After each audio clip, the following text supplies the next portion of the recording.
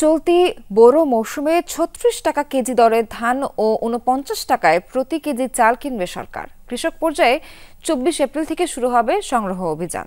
মোট ১৭.৫ lakh metric ton ধান এবং চাল কেনার সিদ্ধান্ত হয়েছে।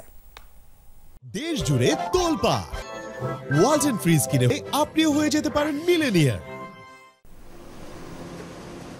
চলতি বোরো মৌসুমে ১৭.৫ লাখ মেট্রিক টন ধান এবং চাল কেনার সিদ্ধান্ত নিয়েছে সরকার। ৩৬ টাকা কেজি দরে ৩.৫ লাখ মেট্রিক টন ধান আর প্রতি কেজি ৪৯ টাকায় ১৪ লাখ মেট্রিক টন চাল কেনা হবে। গমের দর ৩৬ টাকা নির্ধারণ হলেও লক্ষ্যমাত্রা নির্ধারণ হয়নি, কেনা হবে প্রয়োজন অনুযায়ী। দুপুরে সচিবালয়ে খাদ্য পরিকল্পনা এবং পরিধারণ কমিটির বৈঠকে এই সিদ্ধান্ত নেওয়া হয়। আগামী ২৪ এপ্রিল থেকে ৩১ আগস্ট পর্যন্ত শস্য সংগ্রহ করা হবে। ধান প্রতি কেজি ৩৬ টাকা স্যার তো বললেন, আর চাল প্রতি কেজি ৪৯ টাকা, আর গম প্রতি কেজি ৩৬ টাকা।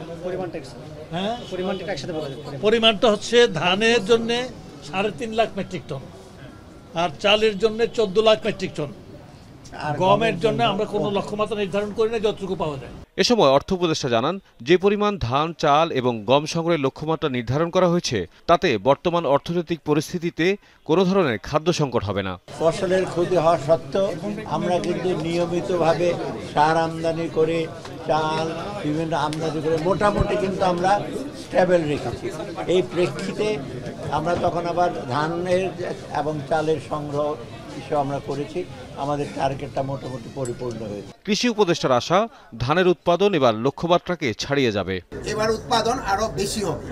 তাও আবার যেহেতু জানেন যে পরিস্থিতির উপর নির্ভর করে, যেহেতু এটা ওয়েদারটার উপর অনেকটা নির্ভরশীল। অর্থ উপদেষ্টা ডক্টর সালেউদ্দিন আহমেদের সভাপতিত্বে অনুষ্ঠিত খাদ্য পরিকল্পনা এবং পরিধারণ কমিটির বৈঠকে বিভিন্ন বিষয়ে আলোচনা হয়। তৌহিদ মিথুন, যমুনা নিউজ, ঢাকা।